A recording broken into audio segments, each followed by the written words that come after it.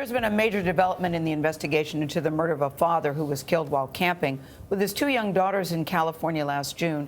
Anthony Rauda was charged yesterday with 1 count of murder. He also faces 10 counts of attempted murder and 5 counts of burglary over a string of shootings that date back to 2016. Jamie Yuccas is at Malibu Creek State Park in Calabasas, California, where the father was murdered. Jamie, good morning to you. Good morning. Officials temporarily closed this very popular campground back in June when Tristan Baudette was shot in the head as he lay sleeping with his 2 young daughters in a tent. The suspect has a lengthy criminal background, including illegal weapons possession, and apparently picked his victims at random. Thank you, Your Honor. Max Santosi. Anthony Rauda was blocked from cameras by his public defender as he appeared in a Los Angeles courtroom Monday. He was also in court back in November on burglary and parole violation charges.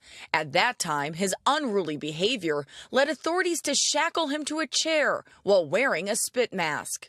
Authorities reportedly say the 42-year-old was a survivalist who lived off stolen food while often sleeping outside in the Malibu area. He now faces multiple charges, including the murder of 35-year-old Tristan Baudette. Sheriff's deputies responded to a 911 call where they found an adult male subject suffering from a gunshot wound. Baudette was gunned down last June in the tent he was sharing with his 2- and 4-year-old daughters.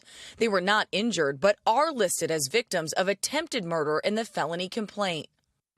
In the days after the killing, more victims came forward after authorities revealed that several other shootings had occurred in the area. Here's where it happened. In June, James Rogers told us he was shot in the arm while sleeping in a hammock in the park.